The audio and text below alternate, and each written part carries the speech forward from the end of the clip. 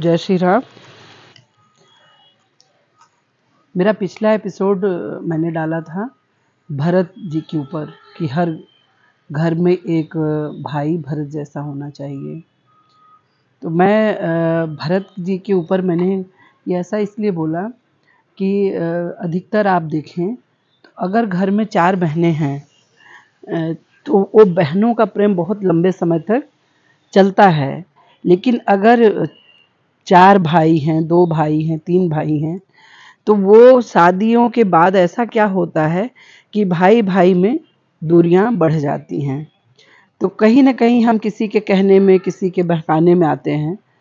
तो अगर भरत जैसा विवेकशील हर भाई हो, तो ये घर में चाहे कितनी भी मंथरा और कैकेयी हों, वो किसी भी रूप में हो सकती हैं, तो उससे फ़र्क नहीं पड़ता है।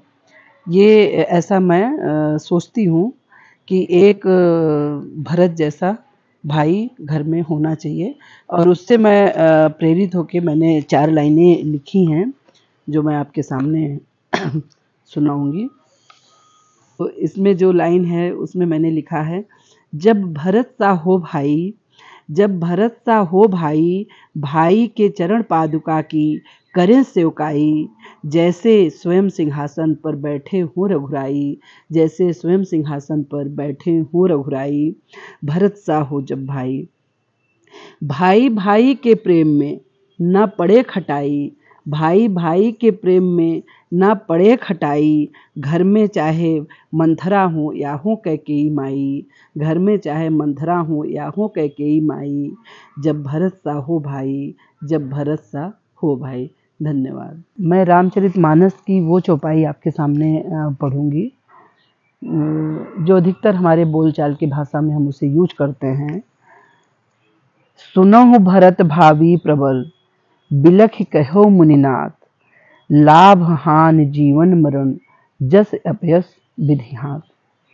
तो यह चौपाई मुनि वशिष्ठ जी कहते हैं भरत जी को। जब भरत जी बहुत वियोग करते हैं, उन्हें पता चलता है कि राम चले गए हैं और दशरथ जी प्राण त्याग दिए हैं, तो उनको ऐसा लगता है कि हे मुनिवर, आप हमारे गुरु हैं और आपसे श्रेष्ठ कोई नहीं है इस समय, तो आपके रहते हुए ये सब कैसे हो गया।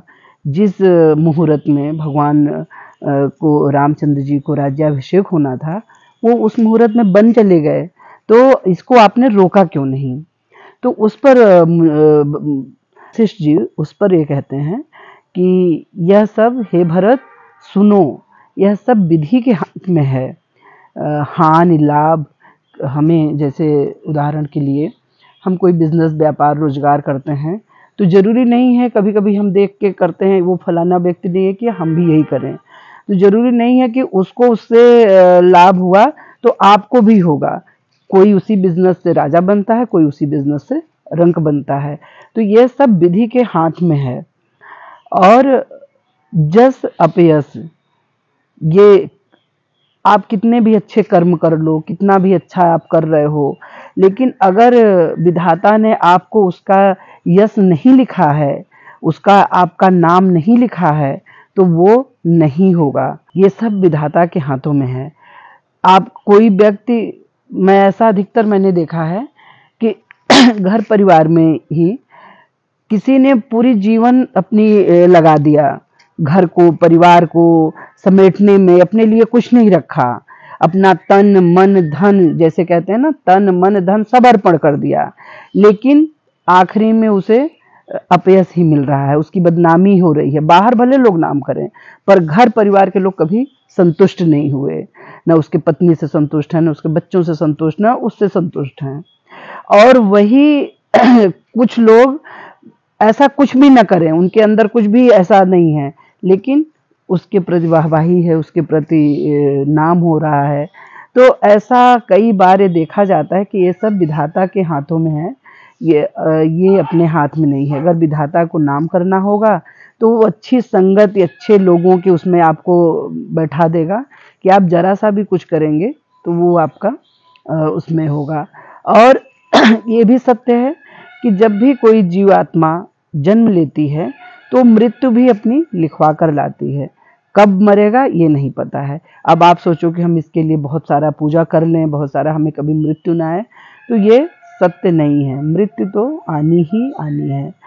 लेकिन इसका ये भी मतलब नहीं है कि जो चीज़ विधाता, अब कई बार ऐसा होता है कि अच्छा विधाता के ही कहने में है तो हम फिर कर्म ही क्यों करें, तो ऐसा नहीं है। कर्म तो आपको करना पड़ेगा, कर्म आप करते रहिए, बाकी उसका जो फल है वो विधाता आपको देगा। अच्छे कर्म कर, अब अगर मेरा नाम नहीं हो रहा अच्छे काम करने का तो मैं गलत काम करने लगूं, ऐसा नहीं है। अच्छा कर्म हमारा, वो हम यहाँ नहीं नाम हो रहा है, वो ईश्वर की नज़र में तो नाम होगा। इसलिए मैं ये कहना चाहती हूँ कि कई बार बच्चे ऐसी बातों से घबरा जाते हैं कि फिर क्या फ़ायदा है। तो मुझे ऐसा लगता है कि नहीं, इसका आप समझें कि भले ही वो आपके लोग ना कहें, लोगों को खुश करने के लिए हम अच्छे ना बने, ये अच्छे हमारे बात विचार ये आपकी आत्मा को शांति देते हैं, आपको अच्छा करते हैं। और किसी बिजनेस व्यापार में अगर आपका नुकसान भी हो रहा है तो आप उसके लिए कोशिश करते रहिए, जितना आपको विधाता ने दिया है वो आपको मिलेगा ही। तो ये चौपाई बहुत ही काम की है और ये बहुत कुछ हमें सिखाती है। जय श्री राम।